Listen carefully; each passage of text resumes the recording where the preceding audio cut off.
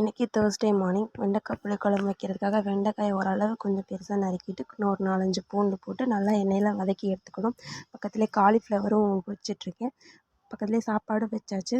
Next அந்த வதக்கி எடுத்ததை வந்து வேறு தட்டில் பிளேட்டில் மாற்றிட்டு அதே எண்ணெயில் கடுகு பொரிஞ்சதும் வெங்காயம், பச்சை மிளகா, கருவேப்பிலை. நான் இன்றைக்கி வந்து வரமிளகா போட்டிருக்கேன். உங்களுக்கு எது வேணுமோ விருப்பப்படி நீங்கள் போட்டுக்கலாம். அது நல்லா கொஞ்சம் ஒரு கோல்டன் கலர் ஆனதும் தேங்காயும் தக்காளியும் வந்து மிக்சியில் அடித்து வச்சுருக்கேன். எங்கள் 2 பேருன்றதுனால 3 தக்காளி 2 பத்த தேங்காய் வந்து அடிச்சுக்கணும். எப்பவுமே தக்காளி வந்து கொஞ்சம் எக்ஸ்ட்ரா தான் இருக்கணும், தேங்காய் கம்மியாக இருக்கணும். அடித்து வச்சதை அதில் எடுத்து மிக்ஸ் பண்ணிக்கலாம். இன்னும் நல்லா வதங்கவும் மிக்ஸ் பண்ணிவிட்டு கொஞ்ச நேரம் கொதிக்க வைக்கணும். நான் வந்து ஒரு சின்ன லெமன் சைஸ் புளி வந்து ஆல்ரெடி ஊற வச்சுருக்கேன். இதை பார்த்தீங்களா கெட்டியாக இருக்குது. நான் கொஞ்சம் தண்ணி எடுத்து ஊற்றிக்கிறேன். உங்களோட வீட்டில் எத்தனை பேர் இருக்கீங்களோ அதுக்கு தகுந்த மாதிரி நீங்கள் தண்ணி ஊற்றி வேக வச்சுக்கலாம். நாங்கள் 2 பேருன்றதுனால கொஞ்சமாக தண்ணி ஊற்றி கொதிக்க வச்சுட்டு நெக்ஸ்ட்டு வந்து புளி போட்டுக்கணும். புளி வந்து நான் முதல்ல ஊற வச்சுருக்கேன்னு சொன்னேன் இல்லையா, அதை வந்து வடிகட்டி சேர்த்துக்கலாம். வடிகட்டி சேர்த்துட்டு இதுவும் நல்லா வந்து கொதிக்கணும். நல்லா கிளறிக்கோங்க, இல்லைன்னா கீழே வந்து கெட்டியாக இருக்கும், மேலே வந்து தண்ணியாக இருக்கும். நல்லா கிளறிக்கிட்டிங்கன்னா ரெண்டும் சேர்ந்து மிக்ஸ் ஆயிரும். இதை வந்து மூடி போட்டு கொஞ்சம் ஒரு 5 மினிட்ஸு கொதிக்க வச்சுக்கோங்க.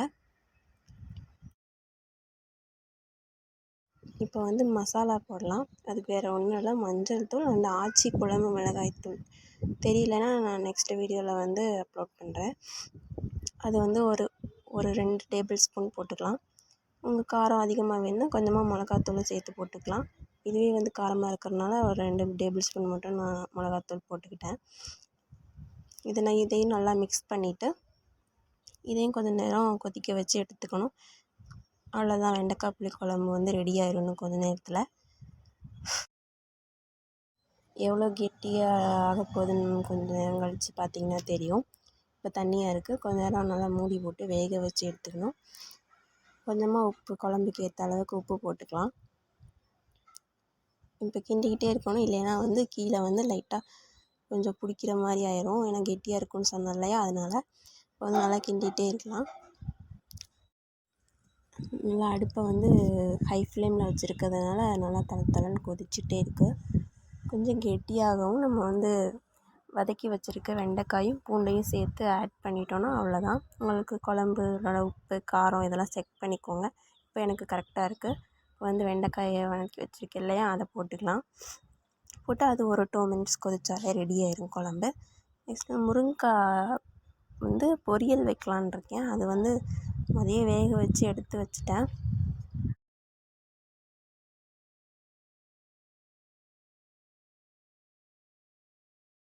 அவ்வளோதான், குழம்பு வந்து ரெடி ஆயிடுச்சு. இப்போ வந்து ஆஃப் பண்ணிக்கலாம். நெக்ஸ்ட்டு பொரியல் வைக்கிறதுக்கு ரெடி பண்ணிக்கலாம். முருங்கைக்காயை வந்து நல்லா ஸ்ட்ரைன் பண்ணி எடுத்துக்கணும். இந்த அளவுக்கு வெந்திருக்கணும், இல்லைன்னா வந்து உங்களுக்கு வந்து நறுச்சு ஒரு மாதிரி இருக்கும். அதனால் அதை வந்து ஒரு வடிகட்டியில் தண்ணி இல்லாமல் ஸ்ட்ரைன் பண்ணி எடுத்துக்கலாம். இப்போ அதே குக்கரை வாஷ் பண்ணிவிட்டு அதுலேயே எண்ணெய் ஊற்றி கடுகு போட்டு வெங்காயம், வரமிளகா வேணால் போட்டுக்கலாம், கருவேப்பிலை அண்ட் மசாலா போட்டோன்னா அவ்வளோதான். Simple recipe. இப்போ வந்து அடுப்பு ஆன் பண்ணிவிட்டு எண்ணெய் ஊற்றிட்டு கடுகு பாருங்கள் நான் என்னென்ன கலந்து வச்சுருக்கேன்னு. இது வந்து ஈஸியாக இருக்கும், ஏன்னா அப்போ போயிட்டு நம்ம வந்து கடலைப்பருப்புலாம் எடுத்துகிட்டு இருக்க முடியாது. ஏன்னா நான் ஃப்ரிட்ஜில் வச்சுருக்கேன், அதை எடுக்கணும். அது வேறு என் பையன் வந்து ஓப்பன் பண்ணிகிட்ருப்பான். அதனால் முன்னாடியே நான் கடுகில் வந்து கடலைப்பருப்பும் பாசிப்பருப்பும் போட்டு வச்சுருக்கேன். இந்த மாதிரி யூஸ் பண்ணி பாருங்கள், உங்களுக்கு வந்து யூஸ்ஃபுல்லாக இருக்கும். அடுத்து வந்து வெங்காயம் போட்டாச்சு. வெங்காயம் வந்து நல்லா வதங்கவும் நம்ம வந்து ஸ்ட்ரைன் பண்ணி வச்சுருக்க முருங்கைக்காயை வந்து சேர்த்துக்கலாம். இதையும் நல்லா கிளறி விட்டுக்கணும். அடுப்பு வந்து ஹை ஃப்ளேமில் இருக்கிறதுனால வந்து இவ்வளோ புகையாக இருக்குது. சிம்மில் வச்சுக்கலாம், இல்லைன்னா வந்து அடி பிடிச்சிரும்.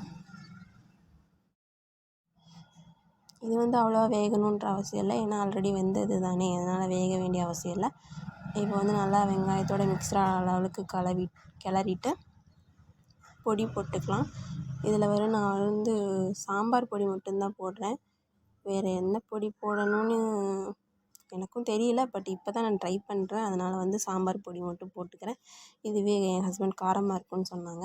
அதனால் கொஞ்சமாக பொடி போட்டுக்கோங்க. ஆனால் நல்லா இருந்தது, கொஞ்சம் காரமாக இருந்ததுன்னு சொன்னாங்க. நான் பொடி வந்து கொஞ்சம் அதிகமாக போட்டேன்னு நினைக்கிறேன். நீங்கள் ஒரு 1/2 டேபிள் ஸ்பூன் ஆட்டம் போட்டிங்கன்னா கரெக்டாக இருக்கும். உப்பு போட்டு தான் நான் வேக வச்சதுனால இப்போ வந்து நான் உப்பு போடலை. அவ்வளோதான், ரெடி ஆயிடுச்சு. இன்றைக்கி எங்களோட மார்னிங் டிஃபன் இது தான். பார்த்திங்கன்னா கலர்ஃபுல்லாக இருக்குது. Bye bye.